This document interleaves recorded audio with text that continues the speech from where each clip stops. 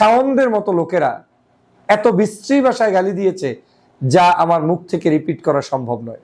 আজ এই জুলাইয়ের কারণে বিএনপি ক্ষমতায় এসেছে, জুলাইয়ের কারণে জামাত ইসলাম বিরোধী দল হয়েছে। আমার যেই সকল যোদ্ধারা, প্রিয় ছাত্র বন্ধুরা, ছাত্রীরা জীবন বাজি রেখে তারপরে রাজপথে নেমেছে, তাদেরকে বিতর্কিত করবেন। আর আপনারা হুমায়ুন আহমেদ সাহেবের স্ত্রী বনে গিয়ে সেকেন্ড স্ত্রী হয়ে সম্মানের সাথে বাংলাদেশের যা ইচ্ছা তাই বলতেই থাকবে, অসম্মান করে আমাদেরকে, সেটা কিন্তু আসলে কোনো আইনের প্রয়োগ বলে আমি মনে করি। স্বপ্নের ঠিকানা আমার সাথেই হোক। শেয়ারে জমি, ফ্ল্যাট, প্লট কিনতে যুক্ত হন আমার প্রতিষ্ঠিত স্কাইনেস্ট ডেভেলপমেন্ট লিমিটেডের সঙ্গে। মেহের আফরোজ শাওনদের ধৃষ্টতা দিন দিন বেড়েই চলছে। বাংলাদেশের যেই জুলাইয়ের জন্য হাজার হাজার মানুষ রক্ত দিয়েছে, যেই জুলাইয়ের জন্য এখন পর্যন্ত দিব্যি প্রায় 30,000-এর অধিক হাত নাই, পা নাই, চক্ষু নাই, এরকম একটি অসহায়ত্ব জীবন নিয়ে সাক্ষী হিসেবে দাঁড়িয়ে আছে বাংলাদেশের বিভিন্ন হসপিটালে, পরিবারগুলোর কাছে বোঝা হয়ে তারা দিন কাটাচ্ছে। সেই মুহূর্তে এই শাওনদের মন্তব্য আমাদের চরমভাবে ব্যথিত করে এবং বাংলাদেশের জুলাইয়ের স্পিরিটকে আমি মনে করি তারা তুচ্ছ তাচ্ছিল্য করে আমাদের জনগণের কাছে বিতর্কিত তৈরি করতে চায়। চরমভাবে ধিক্কার জানাই এই শাওনদের এই সকল মন্তব্যের জন্য, যে মন্তব্যগুলো আমার মুখ থেকে রিপিট করার মতো ভাষা আমাদের নেই। মূলত সমস্যাটা হয়েছে যখন এই জুলাইয়ের বিপ্লব হয়, তখন সেই বিপ্লবটাকে আমরা বিপ্লব হিসাবে বাস্তবায়ন করতে ব্যর্থ হয়েছি। যখন বাংলাদেশের মানুষ নতুন একটি স্বাধীনতা পায়, তখন একটি গোষ্ঠী এটাকে নিয়ে বিতর্ক সৃষ্টি করেই আজকের জুলাইয়ের স্পিরিট, জুলাইয়ের স্বাধীনতা, জুলাই নিয়ে যে মানুষের মধ্যে এক ধরনের উচ্চ আকাঙ্ক্ষা, সেটাকে নস্যাৎ করে দেওয়ার গভীর ষড়যন্ত্র বাস্তবায়ন তখনও করেছে, এখনো করে যাচ্ছে। আজ এই জুলাইয়ের কারণে বাংলাদেশের প্রধানমন্ত্রী জনাব তারেক রহমান সাহেব নির্দ্বিধায় বাংলাদেশে এসে রাজনীতি করে দেশনেত্রী বেগম খালেদা জিয়ার জানাজার নামাজে উপস্থিত হতে পেরেছে।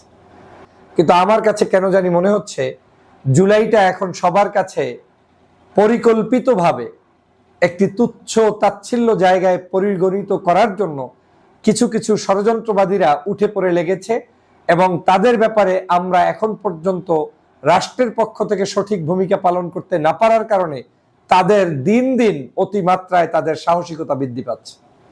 কয়েকজন সাংবাদিক আছেন যারা 24 ঘন্টা ডক্টর মোহাম্মদ ইউনূসকে নিয়ে, কয়েকজন রাজনীতি। বাংলাদেশকে যদি বিন্দু পরিমাণ ভালোবাসেন, আপনি হন আওয়ামী লীগ, আপনি হন বিএনপি, আপনি হন জামাত, যে হন, যদি বাংলাদেশকে বিন্দু পরিমাণ ভালোবাসেন তাহলে এই ভিডিওটা আজকে আপনার জন্য এবং সকলকে দেখার সুযোগ করে দিবেন। কারণ বাংলাদেশের আসল শত্রু হচ্ছে ভারত। বাংলাদেশের সম্পদ চুরি করে নিয়ে তারা লুটপাট করতেছে। এই ভিডিওর মধ্যে তার প্রমাণ আছে, দেখেন পুরো video.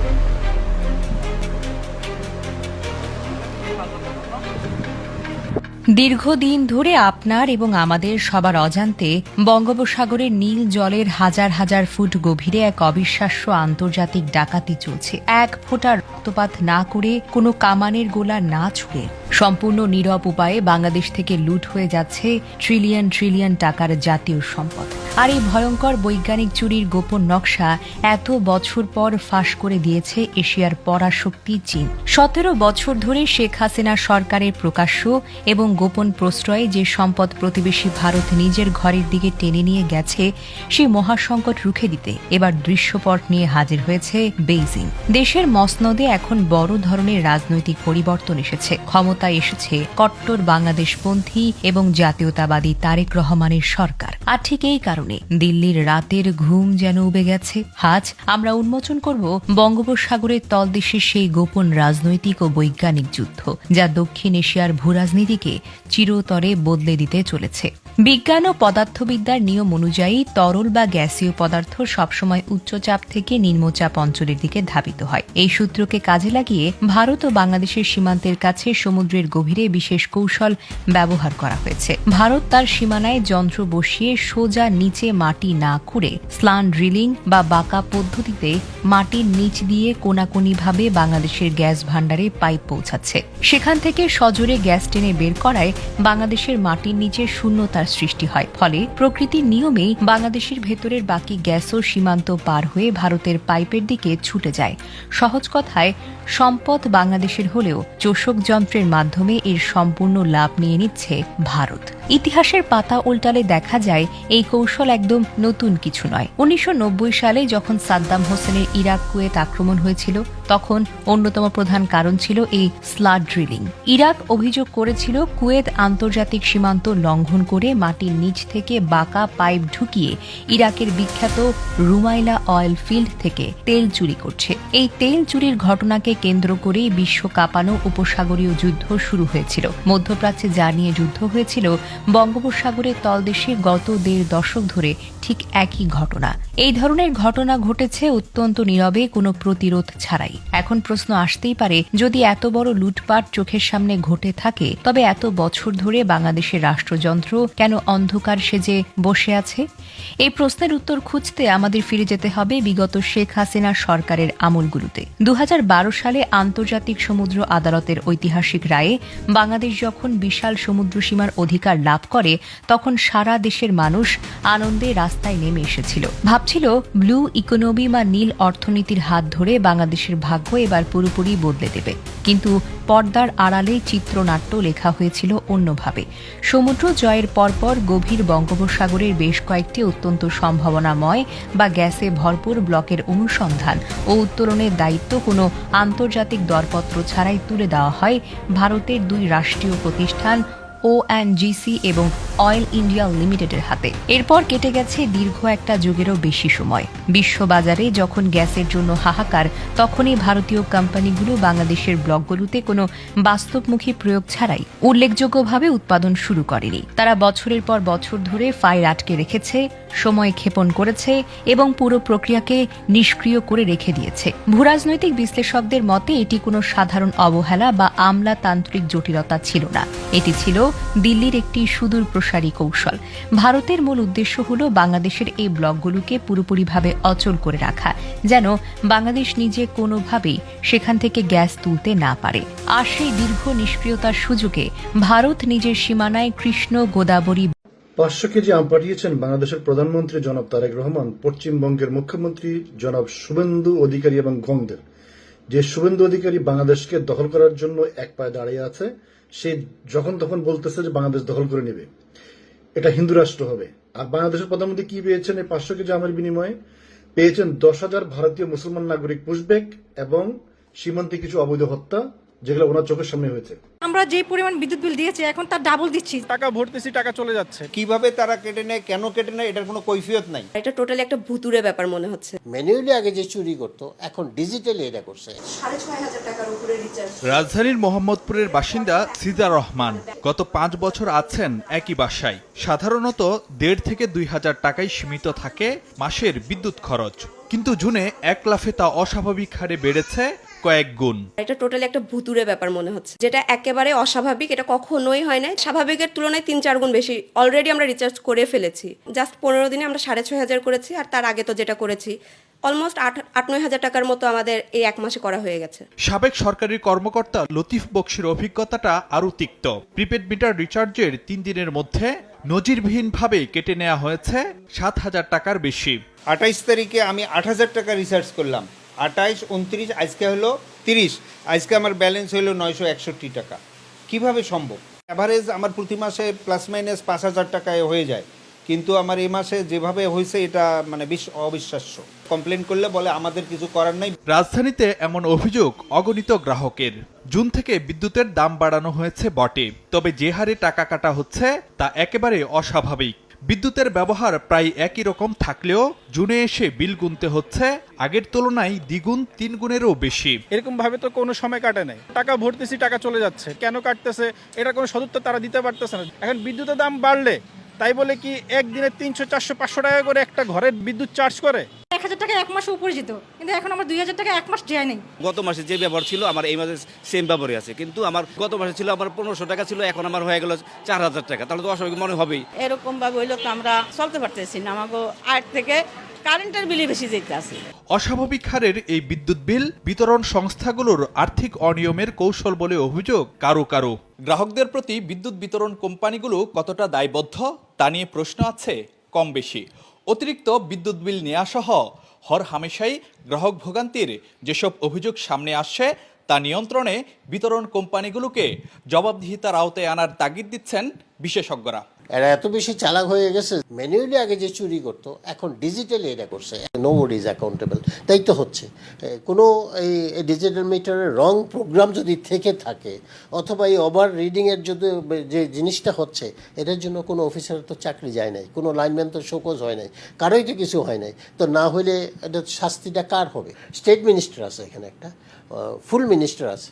What they are doing. বিদ্যুৎ বিভাগ অবশ্য বলছে অভিযোগ আমলে নিয়ে প্রয়োজনীয় ব্যবস্থা নিতে বিতরণ কোম্পানিগুলোকে নির্দেশনা দেওয়া হয়েছে। অলরেডি আমরা সব ইউটিলিটিকে বলে দিয়েছি এই বিষয়গুলো সর্বোচ্চ সতর্কতা দিয়ে দেখতে, কোনো গ্রাহকের যদি কোনো হয়রানি হয় তাদেরকে প্রপারলি অ্যাটেন্ড করতে। গ্রাহকদের বিদ্যুৎ অফিসে গিয়ে সরাসরি কিংবা হটলাইনে অভিযোগ জানানোর অনুরোধ করেছে বিদ্যুৎ বিভাগ। ফারুক ভিয়া, রবিন, সময় সংবাদ, ঢাকা।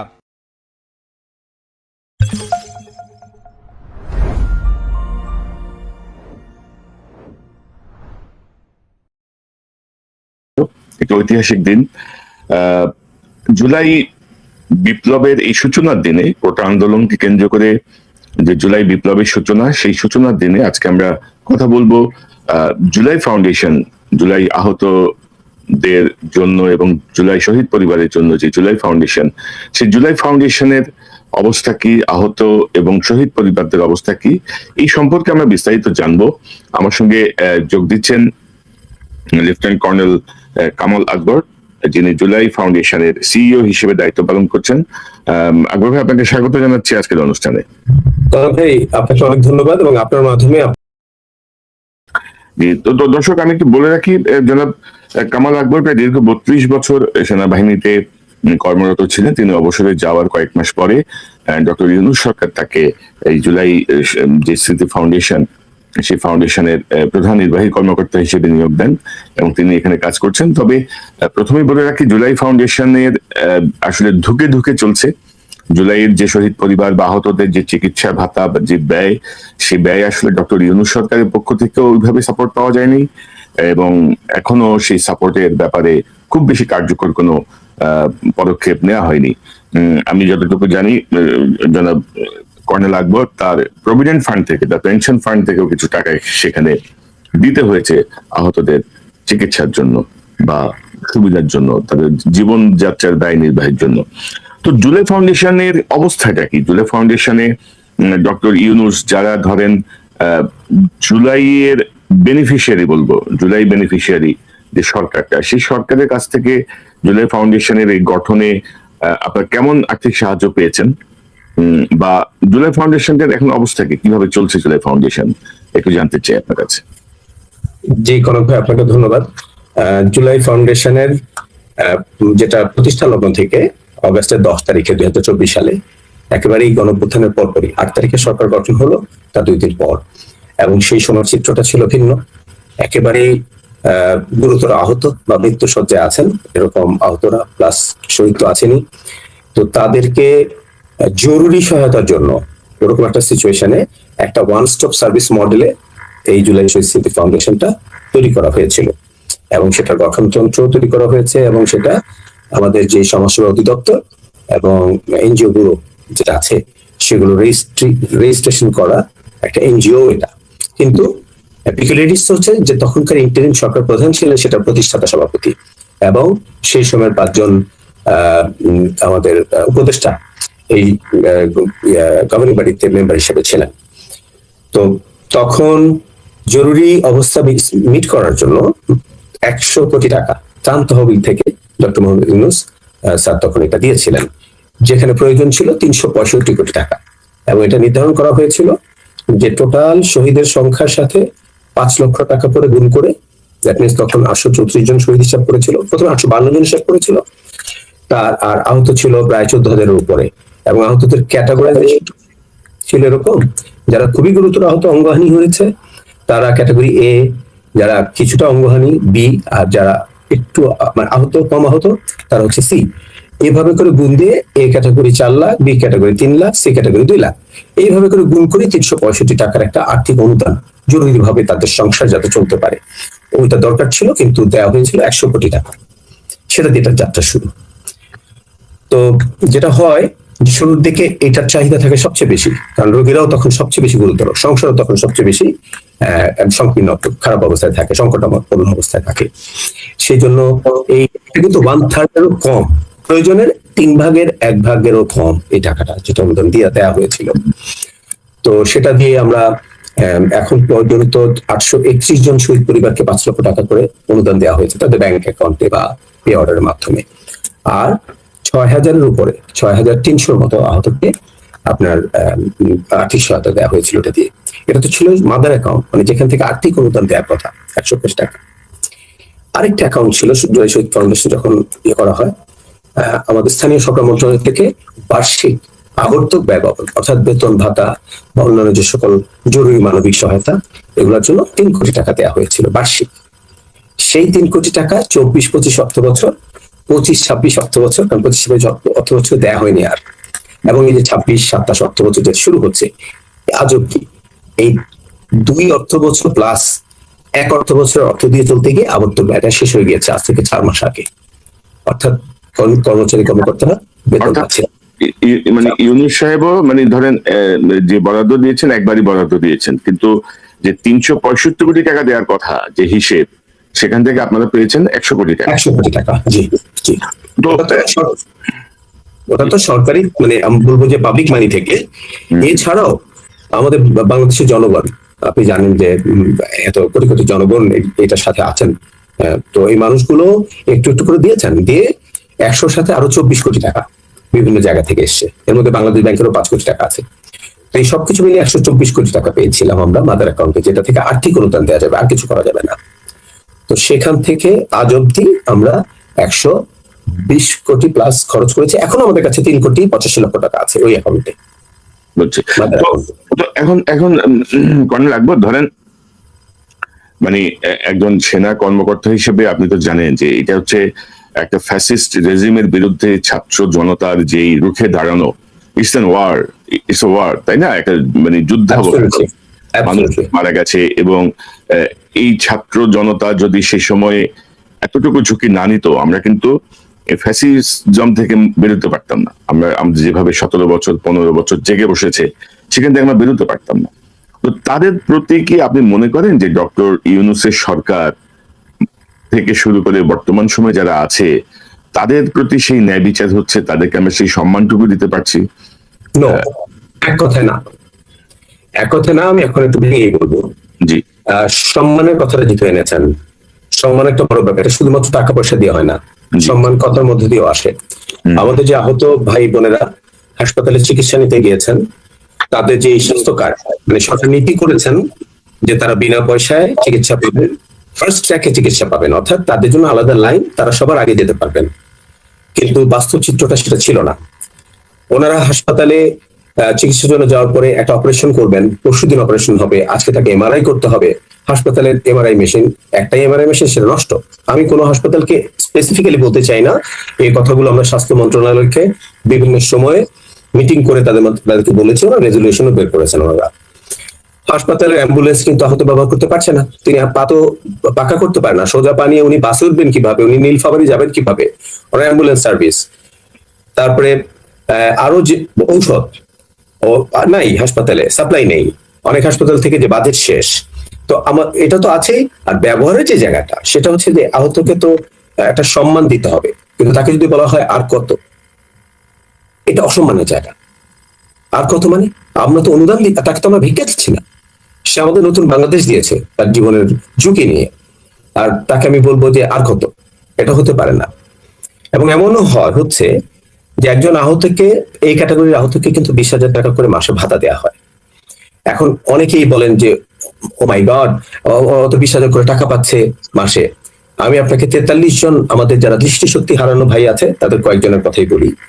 উনি যখন পটুয়াখালী বা নর্থ সাউথ বেঙ্গল থেকে যখন ঢাকায় আসেন, যেহেতু উনি দৃষ্টিশক্তি হারানো, ওনার সাথে একজন আনতে হয়, ওনাকে মাসে 2 বার ফলো আপ করতে হয়। এই দুইটা ফলো আপে ওনার 14,000 টাকা চলে যায়, 15,000 টাকা চলে যায় 20,000 থেকে।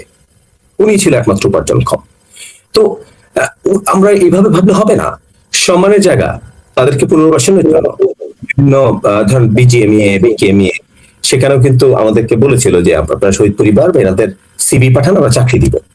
বাট ওখানে যখন আমরা সিবি পাঠাই, তাদেরকে যে চাকরির জায়গাটায় অফার করা হয় সেটা সম্মান না। আমাদের সব কাজেরই মূল্য আছে, আমাদের শ্রমিক ভাইরাও কিন্তু কাজ করছেন, তাদের প্রতি সম্মান রেখেই বলছি। কিন্তু আমাদের এই শহীদ আহত তাদেরকে তো আমরা একটা উঁচু আসনে রেখেছি, তার মধ্যে শ্রমিকও আছেন, তার মধ্যে রিক্সা চালকও আছেন, সবার প্রতি সম্মান রেখে বলছি। সো ওনারা ভালো নেই। আমাদের একজন আহত বগুড়াতে ফিজিওথেরাপির জন্য তার মাসে খরচ হয় 23,000 টাকা, আর উনি সরকার থেকে ভাতা পান 20,000 টাকা। আপনি আমাকে বলেন যে এটা কি সম্মান হলো? তার ওই ফিজিওথেরাপিটা না করলে তার হাতটা আর বাঁকা করতে পারবে না, যেটুকু এখন করতে পারছে এটা পারবে না, ওটা অকেজ হয়ে যাবে, যেটা রয়ে গেছে এখন। তো আমাদের বাংলাদেশের মানুষ কিন্তু খুবই মানবিক, মানুষের কথা বলছি, সাধারণ মানুষ। আমি এটা প্রাইভেট ফিজিওথেরাপির কথা বলছি, হাসপাতালের কথা বলছি। আমি ডক্টরকে ওখানে ফোন করলাম, ওই প্রাইভেট ফিজিওথেরাপির ডক্টর, আমার ওটার মালিক উনি। আমি যখন ওনাকে বললাম আমার এই আহত ভাইটা তো মাসে মাত্র 20,000 টাকা পায়, আপনাকে 23,000 টাকা দিলে উনি কোথেকে দিবে? হ্যাঁ, আপনি এটা কিছু করে দিতে পারেন না, আপনি তো মাফ করে দিতে পারেন না, মানে মওকুফ করে দেন। এবং আপনি আশ্চর্য হবে যে সেই ডক্টর ওখানেই বলেছে, হ্যাঁ তার কাছ থেকে আমি আর কোনো টাকা নিব না, তার ফিজিওথেরাপি চলবে, সব সেশন চলবে, যতটা সেশন লাগে। তো এই জায়গাগুলোতে কিন্তু আমাদের সাধারণ মানুষের ভেতরে মায়া আছে। কিন্তু আমার কষ্টটা হচ্ছে যারা এটার জন্য দায়িত্বপ্রাপ্ত, সরকারের বেতনভোগী মানুষজন যারা, হ্যাঁ, সেখানেই হচ্ছে সমস্যা। তিনি তো মানুষের ট্যাক্সের টাকা, আমি যেমন নিজে, আপনি আমাকে বলছেন যে আমার পেনশনের টাকা থেকে আমি 10 লাখ টাকা লোন দিলাম কেন? আমি বলবো যে এটা তো আমার টাকা না, আমাকে তৈরি করতে বাংলাদেশের মানুষের আপনি টাকা দিয়েছেন, ট্যাক্স দিয়েছেন। তো ওইভাবে চিন্তা করলে তো আসলে কোনোটাই আমার না, মানুষের। তো এই জায়গাগুলোতে আমাদের আহত ভাইরা, চক্ষু হাসপাতালের ভেতরে, চক্ষু হাসপাতাল থেকে কর্মচারীদের সাথে সংঘাত হয়, আমাদের চোখ হারানো ভাইদেরকে হাসপাতাল থেকে পিটিয়ে বের করে দেওয়া হয়, এবং তাদেরকে ওই হাসপাতালে আর ভর্তি হতে দেয়নি।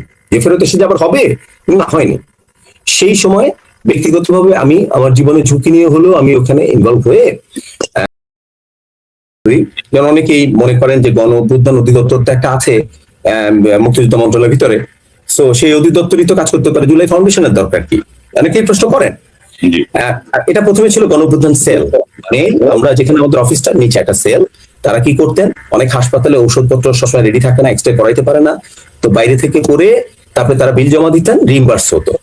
তো পরে এটার পরিমাণ অনেক বেশি হয়ে যাওয়াতে এবং এটা সামাল দিতে না পারার কারণে এটা বন্ধ হয়ে গিয়েছে, এবং এখন হয়েছে গণ অভ্যুত্থান অধিদপ্তর, মুক্তিযুদ্ধ মন্ত্রণালয়ের অধীনে। আমি গোড়াতে একটা স্ট্র্যাটেজিক প্ল্যানিং এর জায়গাতে বলবো, যেখানে একটা সেলফ কনফ্লিক্টিং একটা জায়গা ছিল প্ল্যানারদের মধ্যে, এটা আমার বলতে কোনো দ্বিধা নেই।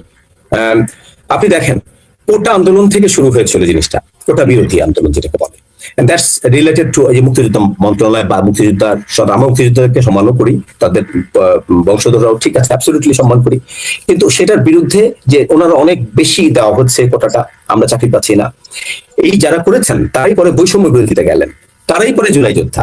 এখন আপনি সেই মন্ত্রণালয়ের ভিতরেই, মানে যাদের বিরুদ্ধে আপনার এই আন্দোলনটা শুরু হয়েছিল, হ্যাঁ, সেই বাজেটের মধ্যেই আপনি এবার এই জুলাইয়ের বাজেটকে ঢুকাতে গিয়েছেন। এখানে মুক্তিযুদ্ধ কমান্ড কাউন্সিল আছে, জাতীয় মুক্তিযুদ্ধ কাউন্সিল আছে, মুক্তিযুদ্ধ কল্যাণ ট্রাস্ট আছে, যেগুলো অনেকদিন হয়ে গেছে, ওনারা অনেক একটা বড় একটা মহিরুহের মতো এখন হয়েছেন, তাদের রিকোয়ারমেন্ট আছে। সো সেইটার সাথে পাল্লা দিয়ে এই জুলাইয়ের শহীদ এবং আহতদের রিকোয়ারমেন্টটা, বাজেটটা বের করে আনা, ওখানে ঢুকতেই তো আমার সমস্যা হয়ে যায়। আমরা ঢুকতে, আমাদের ঢাকাতে কি করে ঢুকতে হয় জুলাই ফাউন্ডেশনকে, আমি জানি না বুঝাতে পেরেছি কিনা। যেমন একটা মন্ত্রণালয় যে যেটার সাথে সংঘর্ষের সূত্রের সাথে কানেকশন, এবং সেখানেই আবার আমার এখন সুবিধাভোগীদের ওখানেই ধর্ণা দিতে হবে, এটা আলাদা হতে পারতো একটা মন্ত্রণালয়। এবং ধরেন ভেরি আনফরচুনেটলি ধরেন ওই যে পলাতক যে শক্তি হাসিনার অনুসারীরা কিন্তু মুক্তিযুদ্ধ এবং জুলাই বিপ্লবকে মানে মুখোমুখি দাঁড় করিয়ে দিয়েছে, কিন্তু এটা দাঁড় করিয়ে দিয়েছে এবং করছে, এখনো করছে। কিন্তু আমি আপনাকে একটা ভালো উদাহরণ দিতে চাই। আমি আমাদের মাননীয় স্পিকার মহোদয়, এই মহান সংসদে, ওনার একটা উদ্ধৃতি দিতে চাই, আপনি শুনেছেন সেদিন। তিনি আমাদের একজন শহীদ মাতা, উনি বক্তব্য দেওয়ার পর যখন আমাদের মাননীয় আইনমন্ত্রী দাঁড়িয়েছিলেন, তখন কিন্তু উনি কিন্তু নিজে একজন যোদ্ধা, ফিল্ডের যোদ্ধা, মানে অ্যাওয়ার্ড পাওয়া, উনি কিন্তু মনে করিয়ে দিয়েছেন যে আপনি কথা বলার আগে একটু চিন্তা করে নিয়েন মাননীয় আইনমন্ত্রী, যে আপনি একজন শহীদ মাতার সাথে কথা বলছেন। সো শ্রদ্ধা ভক্তি সম্মানের জায়গায় কিন্তু মুক্তিযোদ্ধা এবং জুলাই যোদ্ধাদের মধ্যে নিজেদের মধ্যে সংঘাত নেই, সংঘাতটা আছে একটা অদৃশ্য শক্তির কাছে, সেটা থেকে উৎপত্তিটা হয়। তারা চায় যে এখানে একটা সংঘাত জিয়ে থাক।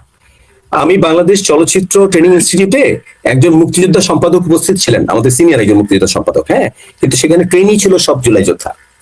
তো যেই মুহূর্তে আমি জানতে পারলাম যে উনি একজন মুক্তিযোদ্ধা সম্পাদক, আমি বললাম যে আমাদের এখানে আজকে একজন বীর মুক্তিযোদ্ধা সম্পাদক স্যার উপস্থিত আছেন, জুলাই যোদ্ধারা সবাই আপনারা দাঁড়িয়ে তাকে সম্মান জানান। একটা সেকেন্ড লাগেনি, তাদের বডি ল্যাঙ্গুয়েজ তো বোঝা যায়। আমার জুলাই যোদ্ধারা দাঁড়িয়ে সাথে সাথে তাকে স্যালুট করে সম্মান জানিয়েছে। সো সংঘাতটা আসলে যোদ্ধাদের মধ্যে না, সংঘাত হচ্ছে যোদ্ধাদের বাইরের একটা শক্তি তাদের রাজনৈতিক অভিলাষ এবং তাদের রাজনৈতিক উচ্চাভিলাষকে চরিতার্থ করার জন্য এটা জিয়ে রাখতে চায়।